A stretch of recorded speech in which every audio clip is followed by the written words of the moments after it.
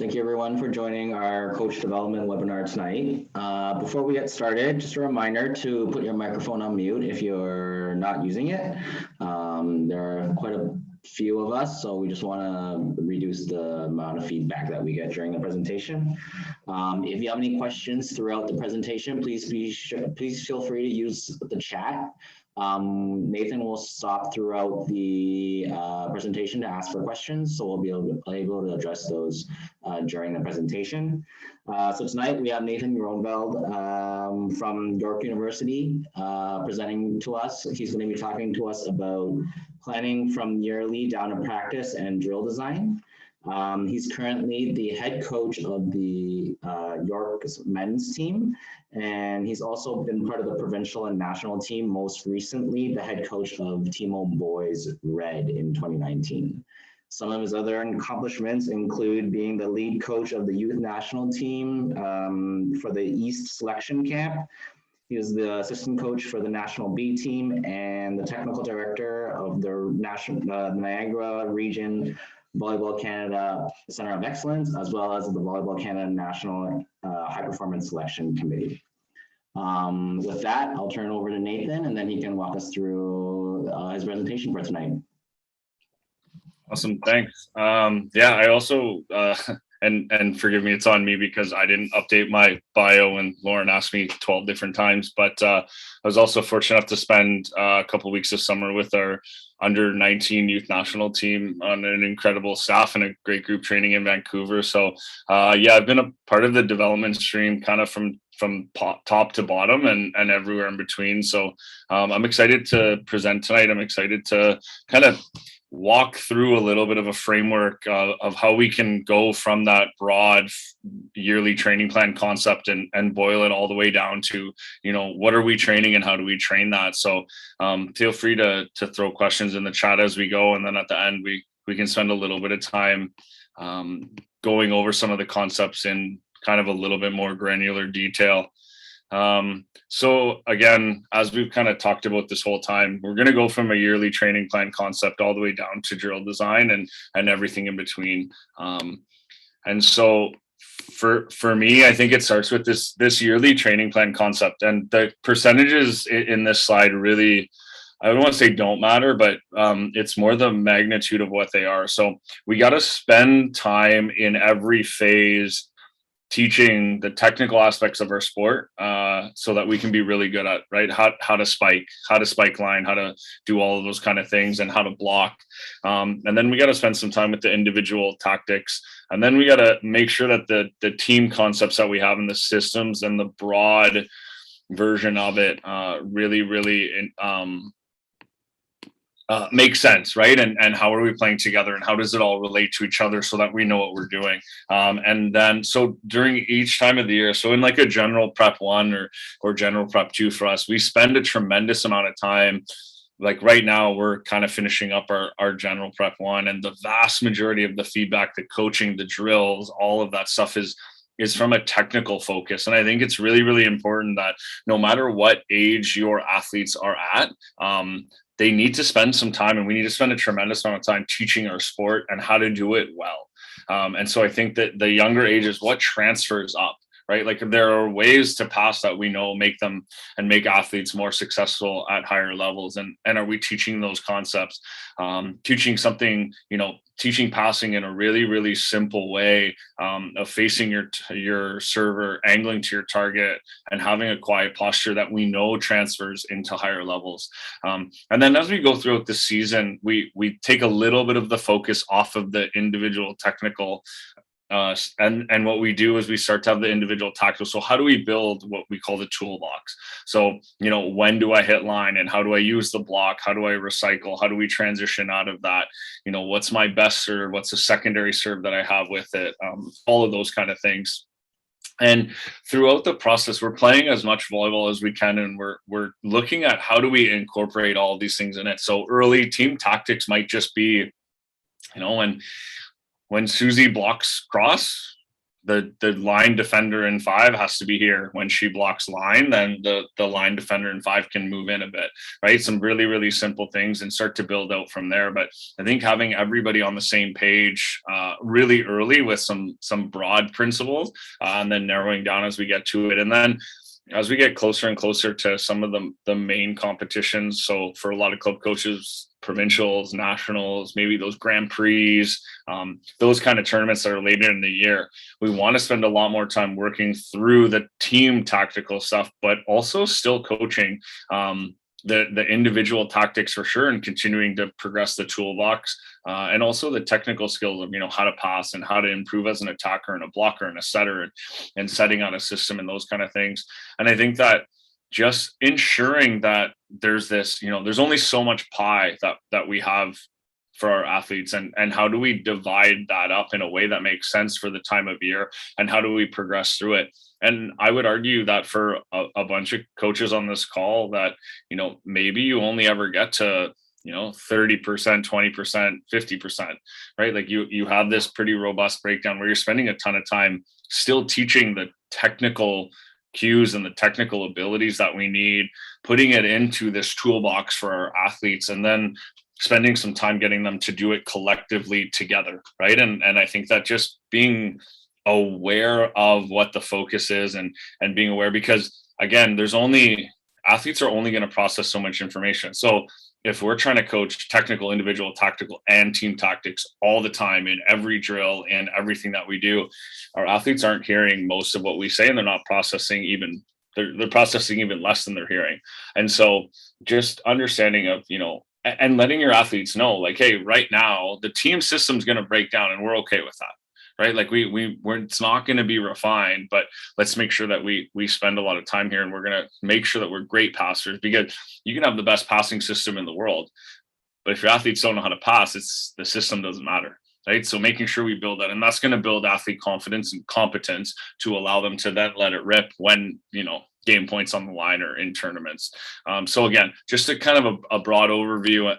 And then starting to think about in each of the phases, when are we doing some fundamental skill and technical understanding, right? So for us being a GTA school, the pandemic removed a ton of practice volume for us last year, and we're also really young. So we have that combination where we're spending a tremendous amount of time just teaching fundamental skills and the technical understanding of what to do. How do we pass at this level when serves are coming anywhere from 115 to 122 kilometers an hour and have bite on them? How are we, attacking against a block that's way more physical than some of these guys have seen, and some of them haven't even looked at a new Mikasa ball ever, let alone played with it and doing that. So we're spending a crazy amount of time in this fundamental skill and technical understanding block. And then we're starting to layer in some of the, the individual, out of system and medium system, we call it offense and defense, right? What are the principles in there? What do we want to do in each of those things? When we're in a 41 or 51 based offense, what does that look like? Right, so that we're on the same page. We're teaching, the ability to hit a 31 and the pipe that goes with it, and then we layer them together. We need an in-system and an in-system offense and defense. So what are we doing against good and great passes? What are we doing when the setter has all options? How do we defend a great pipe hitter? How do we defend all of those kind of things? And how do we run it ourselves, right? So how do we get the middle pipe volume that we want? What does the speed look like? All of those kind of things. And then as we start to go into league play, what we're doing is just we're taking those, core offensive and defensive systems, and we're putting them under pressure, right? And just understand that's the tournament play for OVA coaches. That's, exhibition and league play for post-secondary coaches. It's under tremendous pressure from an opponent because it's important. We want to win. Our athletes want to win, but we're stressing the system after we've built the technical, right? We got to build the fundamental skill and technical understanding. We got to start to build up the toolbox, and then we got to stress test it in a bunch of different ways. So the last couple of nights, we've had some red versus white scrimmages here, and we've taken everything we've learned, given them a couple concepts and said, go play. And as a coaching staff, we're evaluating, okay, what parts of this technical understanding are we lacking? What are we having issues with? Creating a plan for the rest of our general prep to be able to tackle that. and then looking at it going, okay, what do we have to create systems for? Because maybe we're not going to be great at X or Y, right? So those kind of things. And then we want to refine the system, right? So we build the technical understanding. We then create this system around what our players are really, really good at and what we're going to see. We put it under some pressure, and then we start to refine it, right? And the refining for us comes well after Christmas into the second half, right before our playoff push, and we're just trying to get those pieces in line, right? The puzzle's almost made, but there's some missing pieces or some crooked pieces, or for me, one of my kids took off with a couple pieces of the puzzle, so we got to go find them. But just understanding that we're looking to refine that system, and then for us, once we get to the playoffs, we got to build confidence with our athletes. Like, so what are we great at? We've spent all this time working on it. We're only going to ask you to do the things you're pretty great at. We're going to cover some of the other things. One of the really important ones is we got to maintain the capacity that we built, right? So for us, it's an S&C thing, and it's a load and volume thing for us. And monitoring that, we're not just like, hey, we're in playoffs, so every practice is 45 minutes and we're out of there. Well, if it is, then we got to get some intensity involved. We got to adjust some volumes. We still have to, what their bodies have gotten used to. We want to maintain that. And make sure that they're fully ready for the spike in the intensity and the volume that playoff volleyball in the OUA happens. And then we want to win, right? And we're building it to win at the end. So that's just kind of, again, just thinking about how in your context that gets put together and what that looks like. And based on the amount of tournaments, maybe you're, if you're 14, 15, you may be in fundamental skill and technical understanding 90% of the season. Right. And then you start to layer in these base systems where our athletes don't really have to think about them. They can just play. Right. And keeping it really, really simple. All right. So once we have this great yearly training plan together, most of it just serves as a guide and a roadmap. Right. So we're going to check in every once in a while with it, but there's nothing granular in that yearly training plan that's going to help me today, this week, or usually even this month. So I just know what I have to focus on. So for us, what we do is we then break it down on a macro level. So taking each of those phases and mapping out, okay, here's everything we want to get accomplished in that phase, right? So in a general prep one, we know that we have to be great at serving. Right. So what that looks like, who's going to spin serve, who's going to float, who's going to hybrid. Do they understand, the slow to fast approach we want, how to toss, how to get good contact, how to manipulate the ball, all of those kind of things for every skill that we have, from serving, passing, out of system and in system setting, attacking, blocking, defense, transition, the whole thing. Right. And what do we want to get accomplished? And then what we do is we take, when are we going to cover that stuff? And one of the key aspects that I would suggest for everyone to kind of take thought of is, prioritize everything, because believe it or not, we all want more practice time, right? Like I don't know that there's a coach on this call who goes, oh man, I have way too much time with my athletes, right? So just understand that we're all under a version of a time crunch. Right. And I sound really, really selfish when I say this, because we have 5 team practices a week and 3 or 4 individual times to be able to do this, but we always want more, right? We're pretty greedy as coaches. So what I would encourage you to think about are, there's the 80-20 principle of 20% of the input dictate 80% of the output, right? So what's the 20% of passing that's going to get you really, really good, right? So fundamentally, it's usually angle control and some kind of posture. Right. And those kind of things. So really taking stock of, okay, if we're going to teach our athletes to be great at these 2 aspects of it, right, or having 2 really, really good or 3 really good offensive shots, instead of going, our attackers have to be able to hit to do everything. Well, why don't we just take what an attacker does well? So let's say we're working with Kelvin, and Kelvin has a rocket of an arm and he can hit cross court really well. Well, let's get him to hit 2 angles cross, and then we know the defense has to shift in some way. And let's teach them a third shot that takes advantage of that shift, right? And then eventually we can build out more. But for the meantime, that's going to probably get Kelvin pretty far in what we're doing.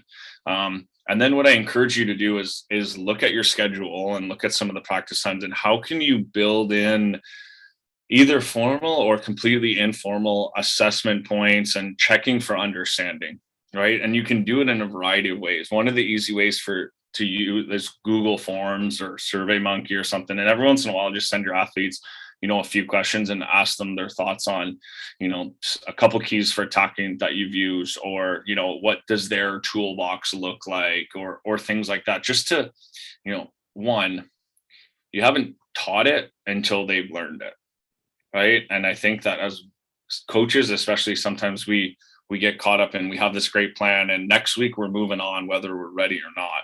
And sometimes that's valuable, but just knowing, hey, we got 70% of what we wanted to cover is ingrained and we know what we're doing. This 30% is still a little tricky. We know we got to come back to it. And that's going to help with your planning later. So building in those checkpoints, and maybe it's just something as simple as, we have 2 courts running and one court's playing some version of 6-on-6 and a high ball management drill. And on the other court is a coach just hitting, 10 float serves per kid, and they're trying to pass. And you're like, hey, Susie, we did 6 last time, and this time you did 7. And you can start to show the improvement, or, even more granular of, you kept your posture 8 out of 10 times, in September it was 4. Well, this is great. Like we're reinforcing the concepts of the skill that we want to do.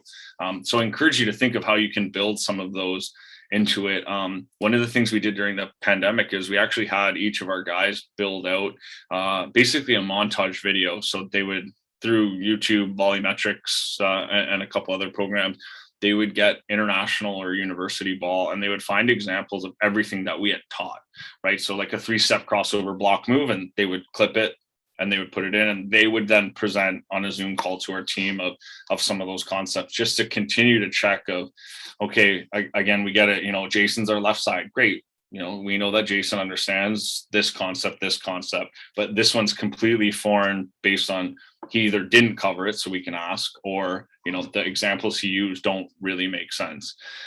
Right. And then, so at that point, then we're going to the micro level. So we're trying to get really, really detailed in what the week looks like.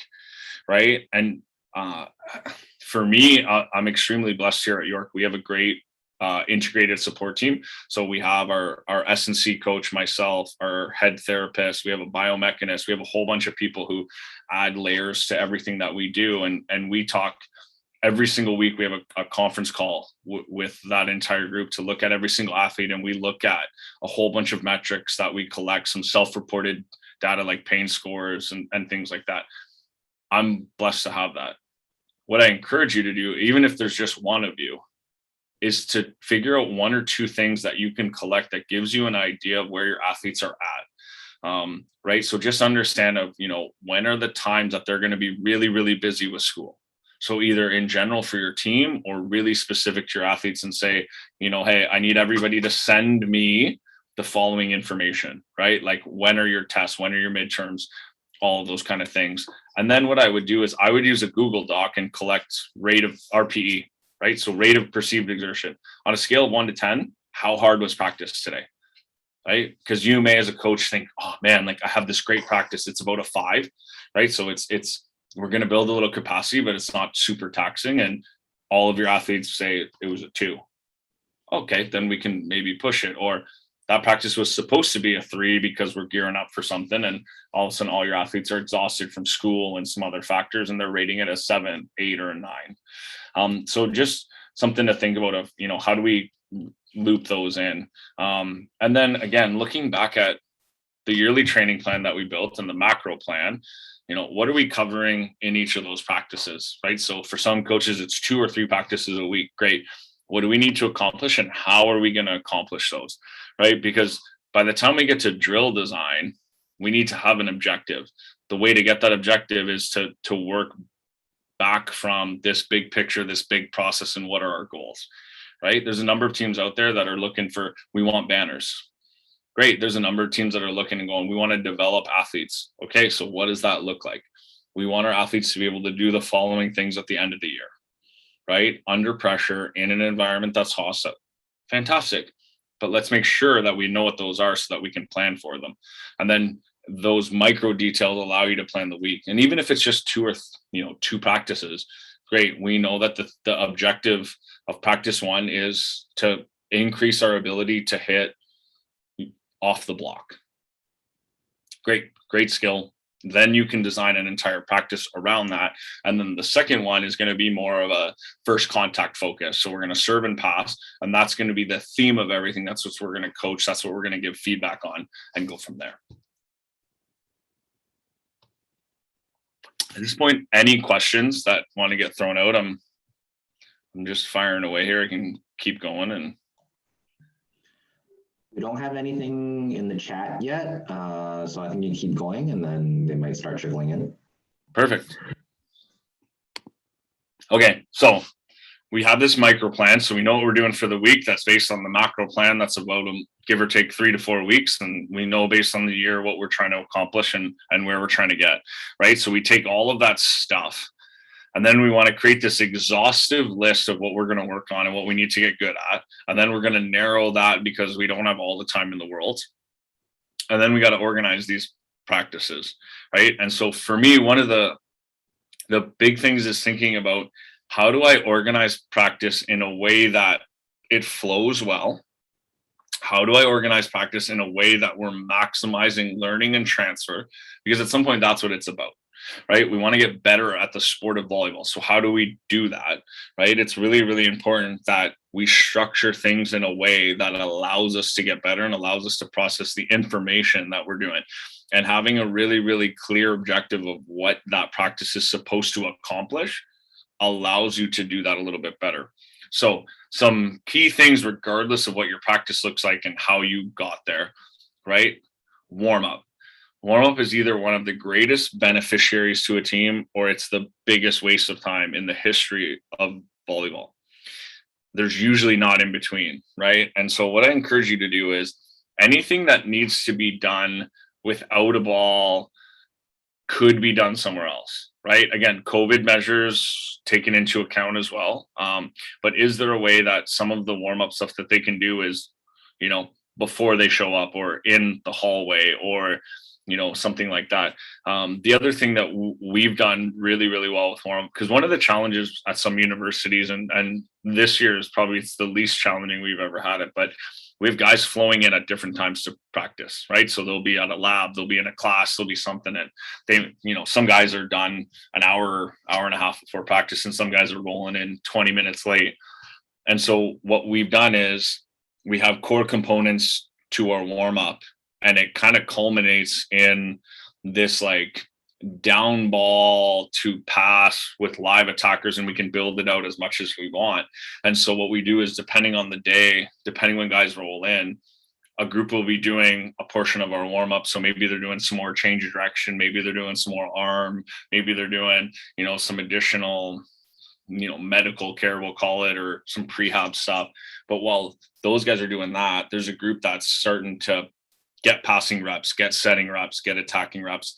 And so we start to build that so we can have this group getting better at volleyball, and then they just kind of interchange with each other, right? And so we haven't lost any time doing it. The other option is just simply having a progressive warm-up that goes really, really intelligently, but pretty quickly, from like, hey, we have this ball and we're just, setting it and running and going to get it, and then we start to throw it over the net and pass, and we start to build out something. We just want to be able to use the ball and get better at something, right? And I think that's the key, is how do we use this warm-up to get better at volleyball, and then to prep for what we're doing, right? So if we have a serving themed practice, first contact, they should probably serve and pass as quickly as possible into that. We know we got to warm up some shoulders, we want to get some touches, we want to do all those kind of things. From there, progressing into something resembling a tutor, right? And depending on your context, right? Like most of our university guys don't want to hear the word tutorial or tutor, or like they don't need another version of that, right? So what we call it is just like our learning time, right? Our exploration time, our train ugly time. Like there's various coaches that have different ones, but a little more blocked, a lot more controlled, really, really specific.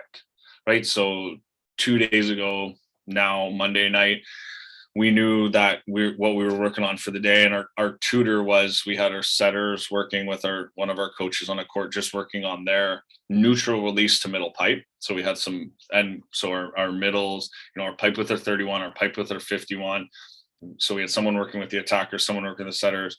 And then I had a group on another court, and we were just working on using the block and changing direction of the ball. So we had some guys on boxes with the boxing mitts, the Muay Thai kind of ones to protect some fingers. And we had, okay, hit this shot, off of middle blocker sideline, off of, position 2 blocker out your own sideline, all of those kind of things, and just getting them in a really controlled way. So we kind of started with just like an easy toss, and then we worked in pass and set and worked in that. But it was really, really specific in what we were looking for, and I encourage you to find ways to do that. And we have a setting tutor at the beginning of every practice, because setting's really hard and really, really important to our game. So our setters do that, and then I like to layer in our middle blockers with that for some block moves, because being a former middle blocker, I understand being a middle blocker is hard.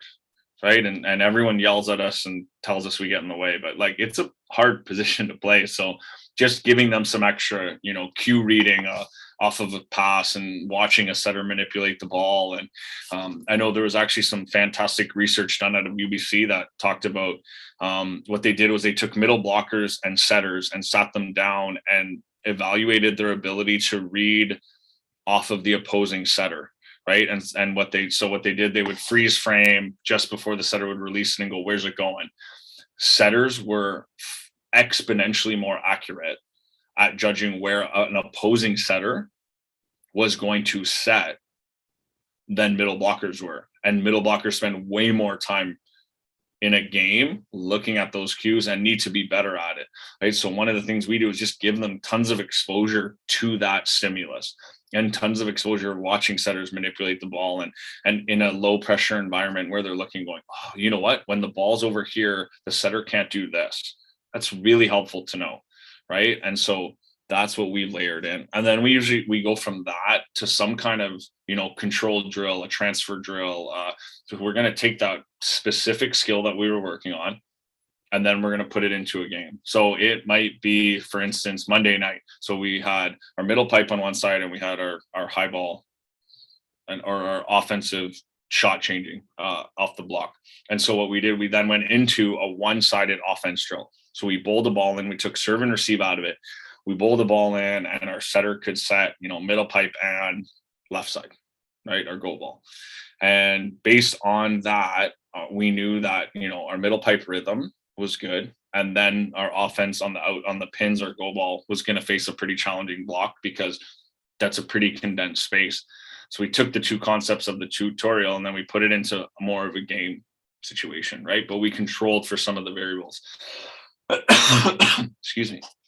And then what we did, we want to build into some kind of 6-on-6, some kind of randomness, some kind of competitiveness, because that's what they're going to face, right? So then we went into this multi-ball sequence where we're looking at, okay, so there's a serve receive ball first. And the first serve was always a spin at top velocity. And then if that was a terminal point, an ace and error, what we would do is have a second guy with a good float. So we're seeing spins, we're seeing floats, we're mixing it up. And then they had free offense out of that. We'd hit it at the setter. They would then set, someone had to set a high ball. So we're working on our high ball offense. And then what we had was, again, a bowled ball in that had to go middle pipe. Right. So again, just layering all of that stuff. How does it continue to build off of each other? Because one of the things we have to think about is there's a progression for every athlete through every skill ever known to man, whether we're, putting for par or we're hitting a serve as hard as we possibly can down 14-13 world championship point. We got to understand that at some point we got to go slow and easy when we're designing a drill. So we got to spend some time where the athlete, because it's new, right? Whether it's, teaching footwork patterns on blocking, or, going slow to fast on attacking, some of the, fundamental principles of skill development. We got to start slow and easy in some way. Then we want to go full tilt. So we don't have to spend a lot of time here, but we just got to make sure the athlete can physically do, we use blocking as an example. Can they do a 3-step crossover?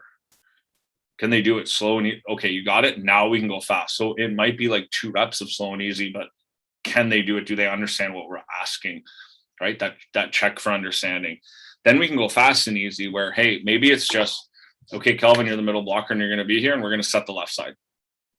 right? So there's no cue reading, you're taking the complexity out of it, but you can work that 3-step cross over and over and over again. Great. You can do that. Perfect. Then we got to create some kind of game like, so there's a read off of a serve. So it might just be, we're going to serve 5-6, but the ball has to go to the left side, right? So we're starting to add a little bit more complexity to that. And then we want to add a read, right? And when we talk about adding a read, the easy part of the read is opposite directions. So what I mean by that is the first read might just be, for a young middle blocker, for instance, it might just be, does the ball go to the left or does it go to the right? Right? Because that's an easier read than, for instance, is it a 31 or is it a go ball over top? That's a much harder read and happens much later in the sequence than, did it leave my hands going this way or this way? Right? So understanding that. And then once we've had that, we want to step into this game-like and hard and chaotic. If we don't build our athletes' capacity in something similar to this timeline, this is when we get athletes guessing. This is when we get athletes reverting back to what they did before, or the habit we're trying to change doesn't reinforce, because you've got to trust the technical ability and the skill in every situation before you're actually going to use it, right? Blockers guess because they don't trust the footwork, the eye work, the handwork that we need to build for them to be able to be patient and make the read, right? And then patience and understanding, because learning volleyball is a really hard sport, right? It's a rebound team sport. It's the world's greatest, keep the balloon off the floor game, but it's very complicated. There's tons of different reads. There's lots of stuff going on, right? So having some patience as we do that. Okay, so we've built it. We're starting to continue on it.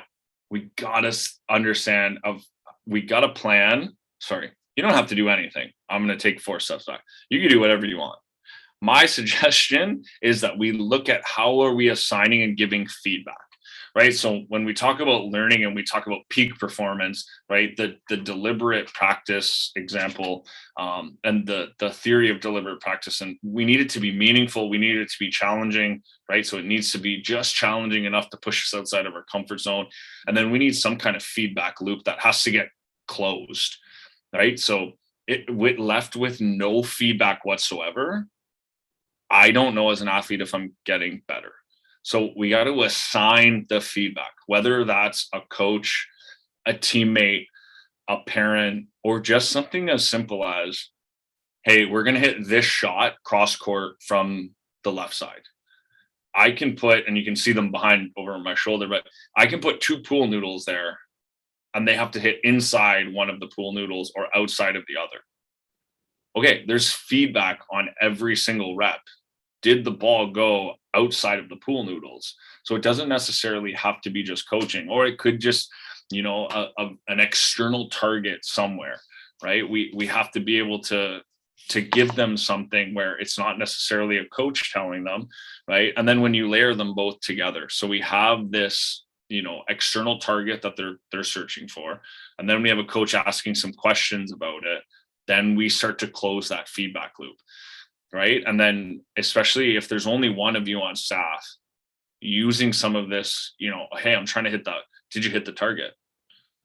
Okay, well, let's explore why, right? And give them opportunities too. So I think just figuring out, some creative ways. You can also just put it in our gym, we have an iPad on Bust and Move Dance app that has a delay and you can scan forward and backward. And for us, like sometimes it's just that. It's just one court with the iPad at the baseline, and we're just looking, and we build into the drill of, hey, setters, you're going to set 4 balls. The delay is long enough. Then you're going to go to the camera, and then you're going to go back to the other side. Then you're going to set camera. And we pre-assign how they're going to get that video feedback. But we've loaded them with, hey, we want you to just look at neutral posture, right? Get the release. Does the release look the same regardless of where you're setting? Can we gamify something? Right. So, hey, Kelvin, as a setter, you got to hit 5 out of 6 targets. Right. And as a setter, I got to hit 5 out of 6. And we're going to, have some kind of friendly wager on it of like a couple dive lines or a sprawl or whatever. But just having that kind of thing of that challenge point, once they've got that, again, that's slow and easy. Because one of the things we got to hold athletes as well as ourselves as coaches accountable for change, right? So if we're making these and we're asking our athletes to do these really hard things, are we ensuring that we're giving them the environment that challenges them to make that change? And then are we helping them make it? And are we showing them that they are making it? Because if an athlete doesn't feel like that change is useful and that they're being held accountable for it, the odds of them achieving the change go down dramatically. Again, just from some of the motor learning research, for anyone not familiar with it, looking at whole part whole, right? So teaching the whole skill and then figuring out where the part that's breaking down, reinforcing that a little bit, and then going back to the whole and continuing to, loop through that and allowing them to experience what it's like together. Because our brain, like, we can't, for instance, spiking, we can't work like, okay, we'll do the arm, we'll do the hand first, then we'll get the arm, and then we'll get the jump, and we got to put it together and then figure out which part of it's breaking down, right? And then again, how individual do we need to get? My argument is, for a lot of us, it's not that individual. We can put athletes into buckets, right? So these passers have great platform angles, but lack velocity control. These passers just aren't reading the setter or reading the server. Great. So we know the feedback for these three athletes is about controlling the velocity and not changing the angle as they're, trying to cradle the egg. And then for this group, it's, what did you see when he was serving? What was the toss like? What was the contact point like? And what happened, right? So guiding them through that. And then understanding, the critical parts as we work through with athletes, where if there's a light bulb moment, write it down or, log it somewhere so that you can come back to that over and over when they're having some issues and going through that. All right, so now we have this beautiful practice plan. And then again, inside of the drills itself, one of the things is the longer and longer I do this, and the more high-end coaches in any sport that I talk to and observe, and one of those things is drill collection. People, especially new coaches, are just looking for, like, what's the secret drill? What's the drill that's going to help me develop this? Like, what's your drill for X, right? I quite frequently get that question. And for me, it's, I use more principles with it and have the, how does it happen in a game, right? So fundamentally, motor learning comes down to, what do you see and how do you move? How does it happen in a game? We need to replicate what you see and how you react and move and execute the skill in practice, because that's how we get transfer, and transfer is what we're looking for, right? So whenever we're designing a drill, start with that, right? Like, what's my objective? What are we working on, right? So the problem is, offensively, we're not getting enough kills. Okay. One of the areas that we feel is a huge area of growth is using the block, right? We have a young group of outside hitters, and a lot of them want to avoid the block. So we're hitting shots that are either defendable or out. Great. So we need to have them challenge the block. So my objective is to be better at scoring off the block. In order to do that, we're going to teach better last two steps of the ball and simplify the shots. Great. Now I have my objective. What drill how am I going to build out this drill?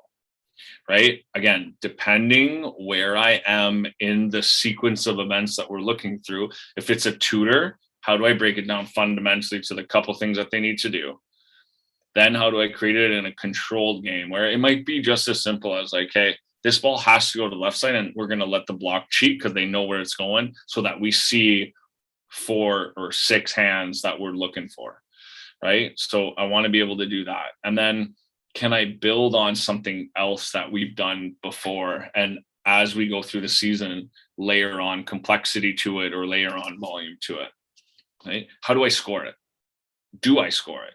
Right? Like, I think fundamentally there are there's time for learning and exploration. And then there's times to test and assess. And that's usually where scoring comes in, right? How many times can you do it? How many times can we fundamentally execute that shot? right? More important, when are the times I can go for that shot versus this shot, right? Just for an example. And then whenever you're designing out this drill, look at, how are athletes going to rotate? Whether that's internally in a 6-on-6 drill, are they going in order, right? Like, are they rotating in the game? Are we flipping them to make sure that our middle blockers are flipping, like high volume, multi-ball wash? There's some sequences that you can go like, you can go 3, 6, then you can go 2, 5, 4, 1, right? And what you do is just think of the middle blockers flipping every time, so you don't have this middle who goes 3 rotations across the front and plays, I don't know, if it's a 4-ball sequence, that's 6, what is that? 4 times 3 is 12 rallies, right? And some of those rallies, depending on it, might last a while. They're exhausted, and then they don't play for like 20 minutes, and then they're back, and those kind of things. How are we going to switch, right? So how many, is it based on a success criteria because we have time? Is it based on a time allotment? Is it, hey, setter A, you have 5 opportunities to do this. Let's see how many you're good at, and go from there.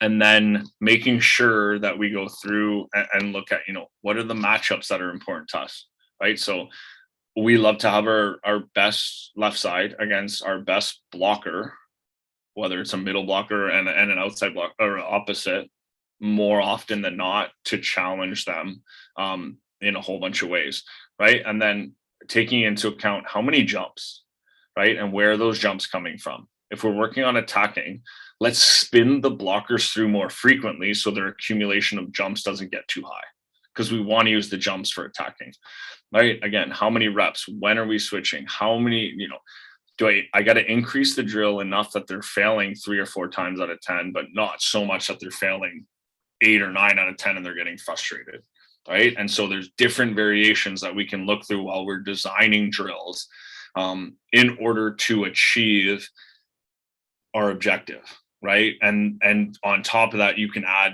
bonus points. You can do all kinds of things like that. So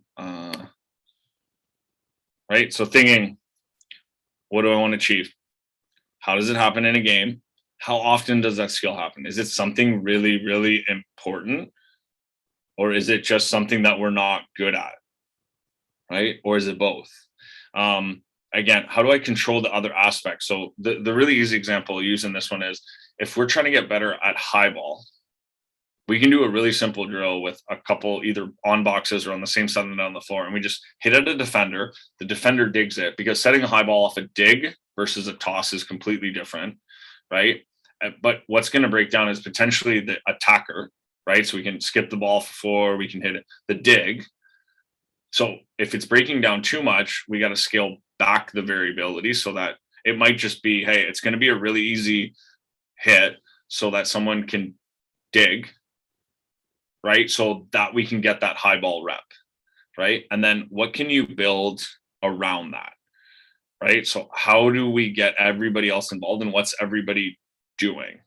If you have 14, 16, and 18 players in one court, most of your time probably is best served playing some version of 6-on-6, and then just create scoring opportunities. Or, hey, first ball is a serve receive, the second ball we're going to bowl in and you got to run middle pipe, and the third one is a high ball that has to go to the left side because we want them to challenge the block, and right, like we can make those up, but have everybody else involved.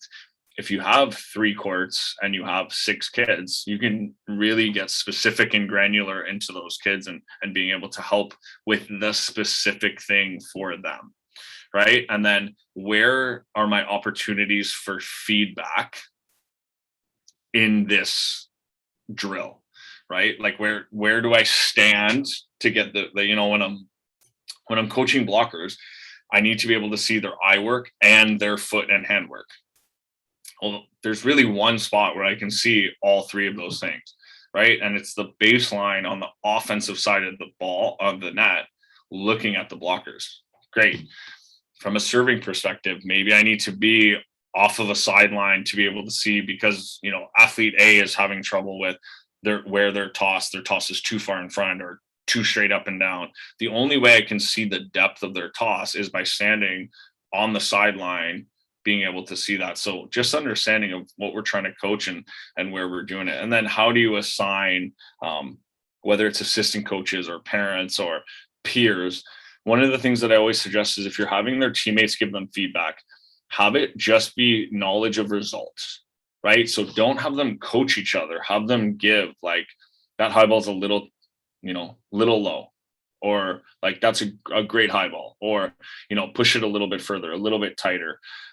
Those kind of things, as opposed to like, oh, your hands did this weird thing, right? And I find that knowledge of result, one, athletes know intrinsically that the result happened or didn't, but it just keeps this engagement high, and it's a little less judgy of the way you're doing it is wrong, right?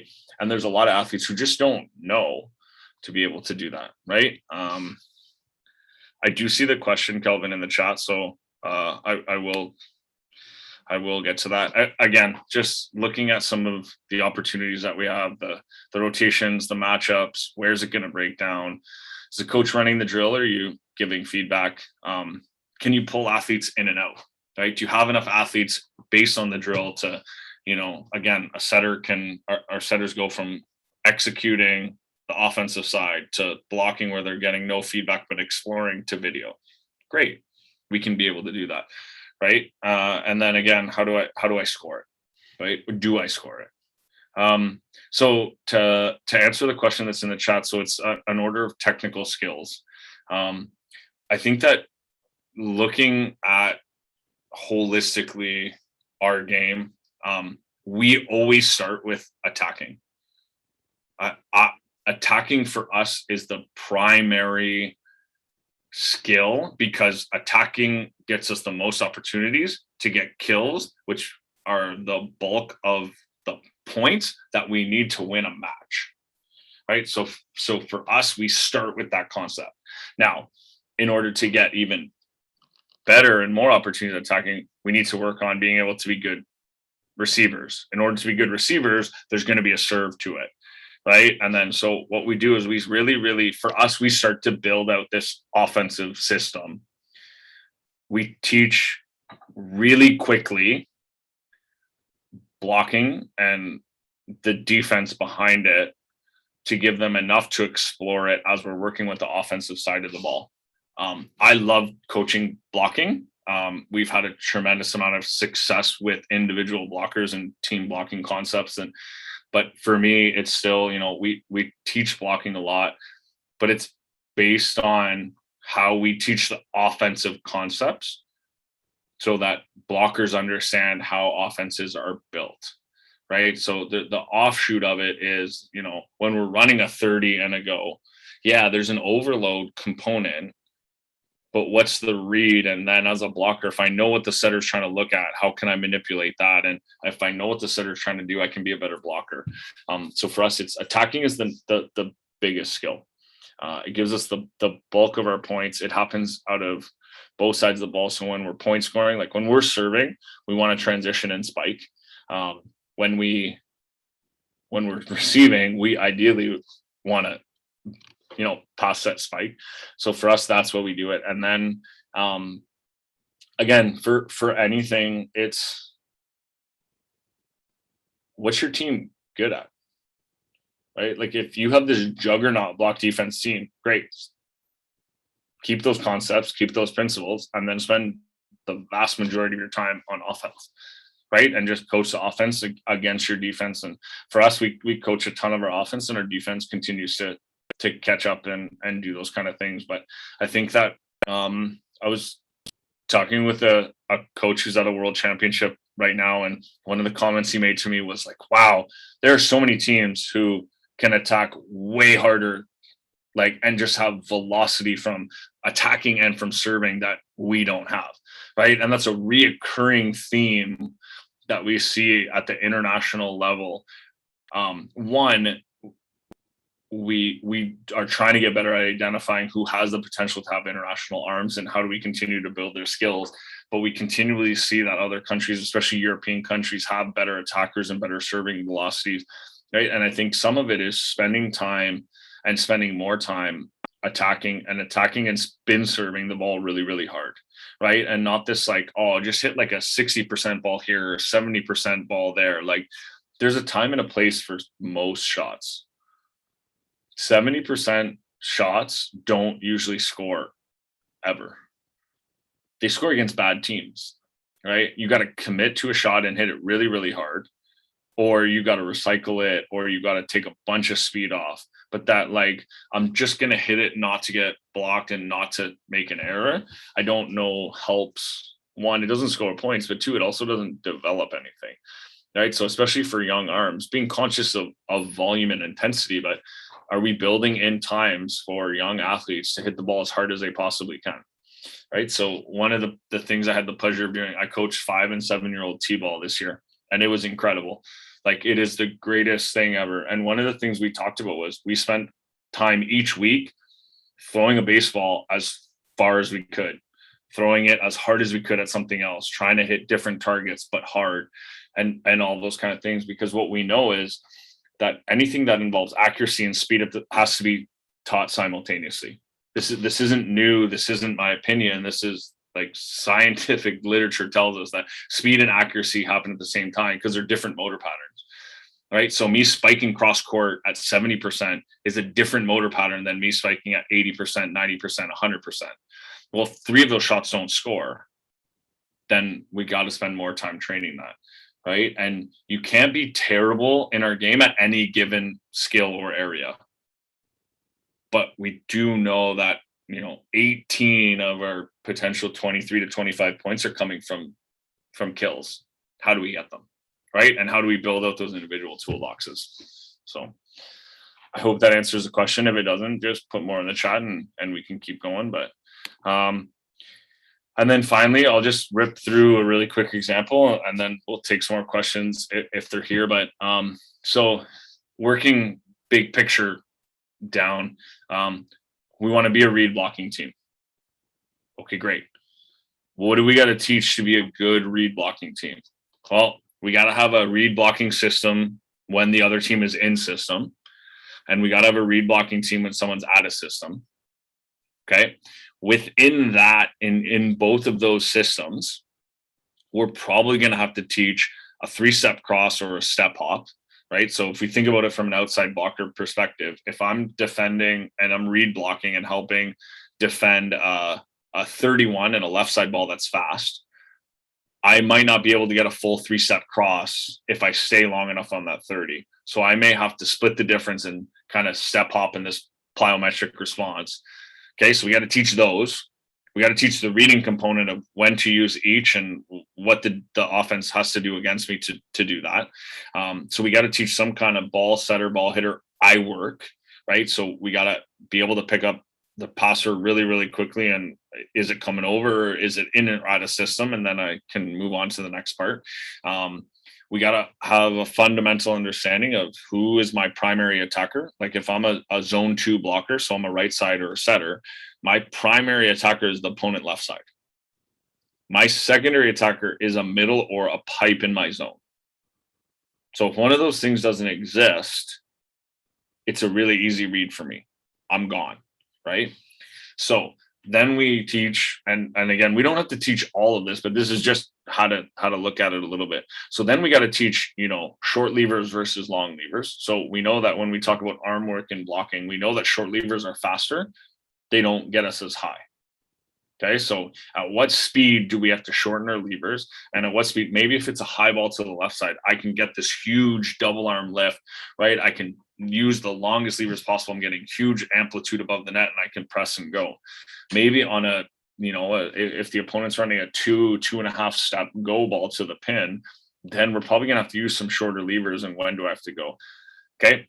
Then we still have to teach handwork. So we got to teach how to press, how to separate our hands. We got to, for us, we got to be able to show an angle and then take it away. We got to be able to manipulate our hands outside our body.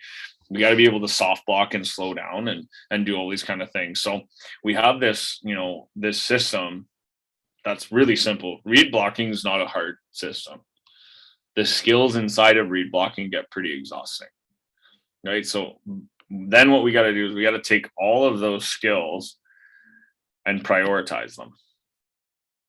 What do we teach first? Well, for us, we got to teach the footwork, right?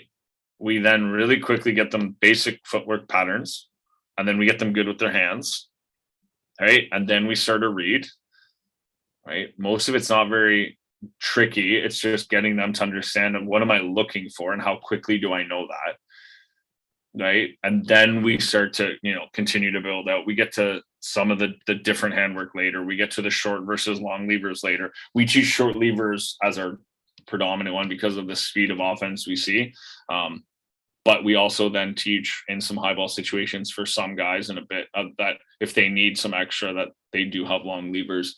And then once that's kind of good enough, then we can start to layer in whether there's special situations or anything like that. So I think just the nuts and bolts of this is start really, really big, right? And start to prioritize right away. What are we going to be really good at? Right? Like if you have a team that's, I'll use an example of, I don't know, 5 or 6 years ago when I was still at Niagara College, we had a team that was really, really small. We had like a 6'2" middle blocker, but we had incredibly skilled pin hitters. They just weren't overly big. Like I think our P1 was like 6'3". And so one of the things that we prioritized was we were going to be a great serving team. Right. We knew we had to, in order for us to have a shot block defense, we were never going to be a great point scoring block team. So we had to be good defensively and we had to serve tactically an absolute rocket. So we spent a tremendous amount of our training economy and our training pie, if you will, on serving and then how to defend out of that and transition out of it. And then offensively, we taught our guys how to be patient and when to get kills and when to just recycle, right? So we knew this identity that we were going to create, and then we broke it down to what skills are involved in that, and then how do we spend a tremendous amount of time on those, as opposed to just, okay, we got to be good at everything. I don't know we're going to get tremendous value being good at everything. There are very few teams in the world who are good at everything. You can't be bad at anything, but you got to be great at a few things. Right. And then you can start to build around whether it's a team, an individual, a skill, right? Take what they do well and build out from there. Right. Like there's a ton of athletes who have one great shot. Okay. What are the complementary shots to that? Right. You got a great fastball, hopefully. Right now, what do we want? Are you going to throw a slider? Are you going to throw a curveball? What are you going to do? Or do you just have multiple versions of the same, right? The Mariano Rivera, where you have one pitch, but you can throw wherever you want. That phenomenal. So let's teach that same shot 3 or 4 different ways, right? Vary some angles and we can teach that way. So any questions on any of the last 55 minutes and 18 seconds?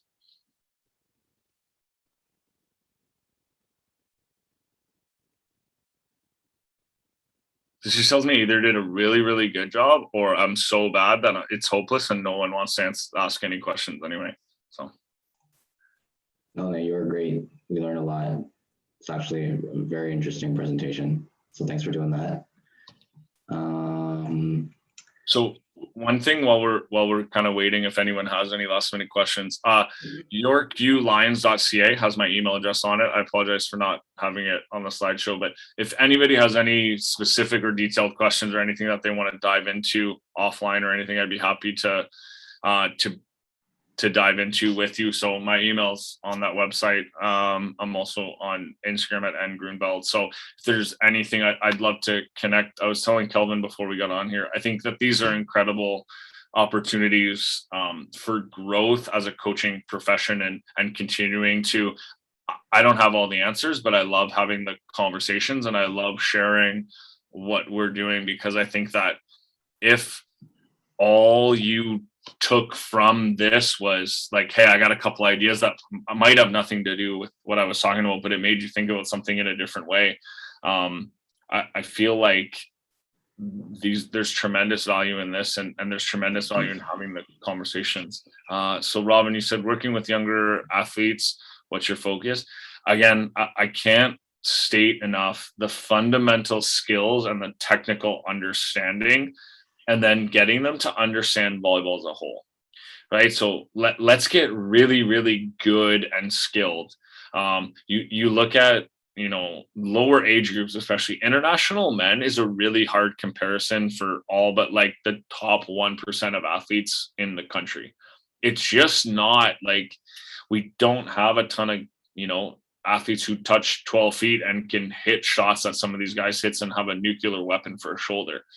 But what we can do is if we start to look at some of the under 21 and under 18, so under 21 men right now are all over Volleyball World's YouTube channel. U18 women in Mexico right now are there. There's tremendous amount of video on that, but just the skill level of those athletes is incredible. And I think just continuing to give context specific skill work, right? So letting them, explore different serve velocities, letting them explore, different attacking options and helping them to kind of build that toolbox and spending some time at the edges and pushing the edges of what it is. Because if we don't, make some of those fundamental changes when they're really young and are more adaptable and more pliable, then they're harder to make later. They're not impossible. We deal with I have 7 first years and 4 guys who are really first years because the pandemic was their first year and we didn't get to train, right? Like we have guys and they have made in the last month monumental, like they are different athletes than they were a month ago. But we've also spent a month just going, hey, we're going to be great at these things, whether it's individual or collectively. And we've just spent a ton of time being really, really good at them. So I think regardless of age, but especially if you're dealing with younger athletes, the fundamental skills in a way that scales. And I want to be really, really conscious of my language there. But I think what we got to start to understand is hitting the ball really, really hard in a couple spots transfers, right? So the easiest way to look at this is we know in baseball that throwing the ball really, really hard as a pitcher and hitting the ball really, really hard as a batter scale. So they, when you're 5, are important. By the time you're a big leaguer, are really, really important. That's a differentiator. So how do we train that? Volleyball wise, it's we can, and I'm 100% convinced this because we're doing it. We can develop arm swings better than we do. We can spend some time, getting athletes to hit the ball harder, getting them to understand how to do it, and absolutely fundamentally agree with the statement that you made of, this is how I will answer or respond to the question of their own version of it. I think it's really, really important to understand that there are scientific principles for everything that we do, right? Like there's biomechanics, physics, they apply. You can acknowledge them or not, they apply. There is a better or best way to move and to, generate torque with your arm, right? Like the kinematic sequencing for your arm swing, regardless of who you are, there is an efficient pattern to transfer forces from the ground to the ball. It goes hips, torso, elbow, shoulder.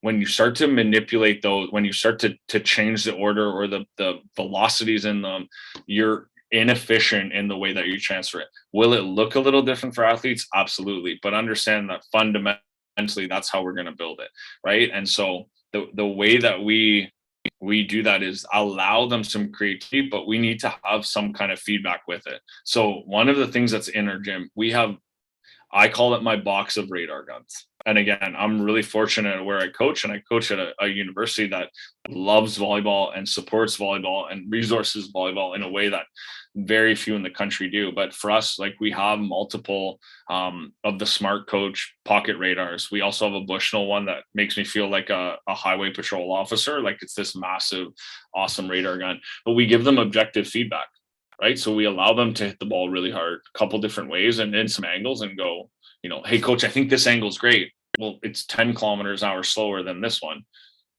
And what the block has to do to change that or alter that shot is there, right? And so I think just finding ways to give them feedback or look at it on video, the sound that the ball makes coming off their hand, right?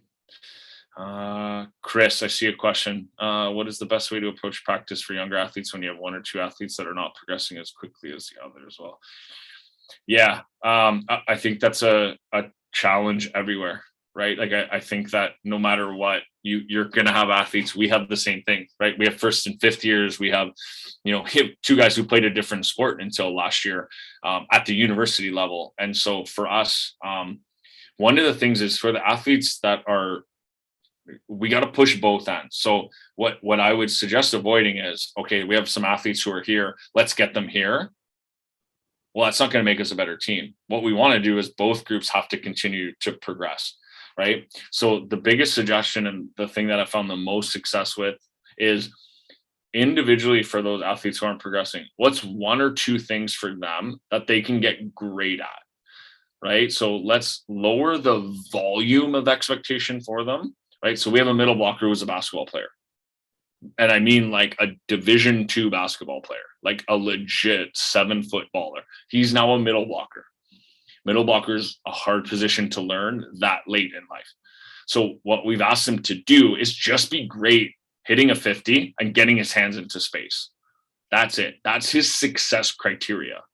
Right. And then creating these opportunities for him of, you know what, hey, this 6-on-6-year-old's a little bit overwhelming. One of my assistant coaches will kind of take him aside and work through some footwork and some transition stuff and mirror it with him and work through some of that. So I think, again, just lower the volume of what we're asking them to do, and then finding ways to, what are they good at? Are they better in the front row or the back row? Well, maybe let them go through a couple times in the front row, right? If they're better at spiking and they're not great at defense, and then finding ways to scale down and help them evolve.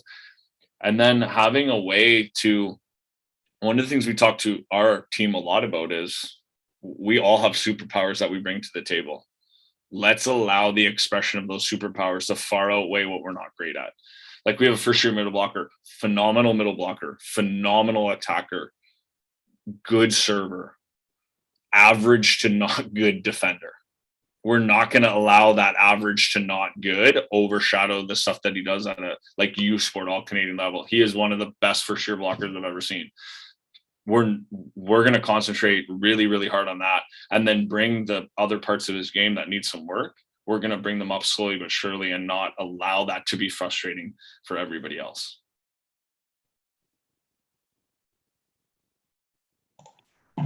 Awesome. I don't think there are any other questions. So again, just want to say thank you, Nathan, for doing this tonight. I'm sure all the coaches enjoyed it, and hopefully we can bring some of this back into our gyms and some tournaments this year. Thanks, coaches, for joining us tonight. We also want just a reminder that our coach development webinars will continue next week. So Daphne Choi, she'll be talking on Tuesday, also at 8 o'clock about tips for becoming a more organized coach. So please make sure to join us then. If you have any questions, please feel free to contact me or Nathan. Our emails are on the website. And that's it for tonight. Okay, thank you, everyone. Have a good night. Thanks, Nathan. Thanks, guys.